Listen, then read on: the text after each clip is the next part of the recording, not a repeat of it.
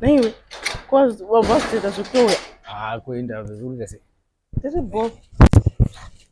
kuenda usingabate foni yako kuenda kwewe unofona 100 minutes call. Aiwa hapana kuenda ndokandivimbisira kuti uya manirora kuti kwewe nditese ukavimbiswa bata wakutofona ka 100.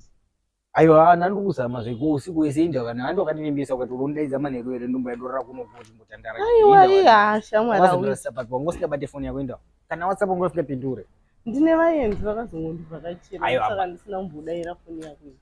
abata udaro chimunipinza alright unonipinza manero wakangonipromise kuti uya uchindipa ndokupinza sei ndikukudza kuti mune masisters angu akandivhakachira nezuro natete vangu ukuona manje matauriro akuita manje but ndokangwataura kuti unouya padhini urira padhini usiku aiwa zvaunoita zostoya mumwe musi ipapa ndotenda basa nanichongofunga kuti makuseni uchangondisira kobva daidzo kuti uya kamfesi nenyaya yekuti ndakakokupromisa bota chiti aiwa shainda kaniwo tasonitani nguva yakareba sei tichidana usingamonipinzi wadi wangu ndiudza kuti but konezo waidi kubata foni yako kuti ungotaura kuti kutaura wani kuti ndakavhakachirwa natete nenasisi vangu aiwa but iwe bebe udaro manje kana uchida ndi unongonomhoresa uchitonga udzoti ndimamini hauna manyaya yakutaura